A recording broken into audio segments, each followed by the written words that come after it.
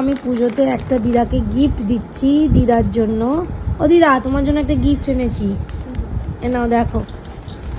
দিদাকে আমি একটা গিফট দিয়েছি পুজোতে, সেটা কি তোমরাও দেখে নাও। ওই তো বক্সটা খোলো। তো দিদা এটা পরবে, সোনার হার পরে থাকে কিন্তু সবসময় পরে থাকা সম্ভব নয়, এই পুজোতে বেরোবে। তো দিদার জন্য এটা আমি নিয়ে এসেছি, তুমি পরো, পরে দেখাও। দিদা এখন পরে নিচ্ছে, আগে পরে নাও ভালো করে। সোনার হার তো সবসময় পরে থাকতে পারবে না, কিন্তু এটা সবসময় পরে থাকতে পারবে, কোথাও গেলেও পরতে পারবে। ভালো লাগছে? পছন্দ হয়েছে? হ্যাঁ, লজ্জা পাচ্ছে? পছন্দ হয়েছে? আচ্ছা, এইটা হচ্ছে দিদার হারটা যেটা নিয়ে এসেছি।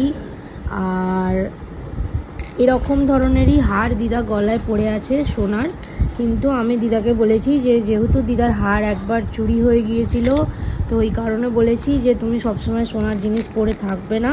তো ওই কারণে আমি এই জিনিসটা দিদাকে নিয়ে এসে দিয়েছি, তো দিদা পুজোতে পরতে পারবে। পরবে তো? পরবে।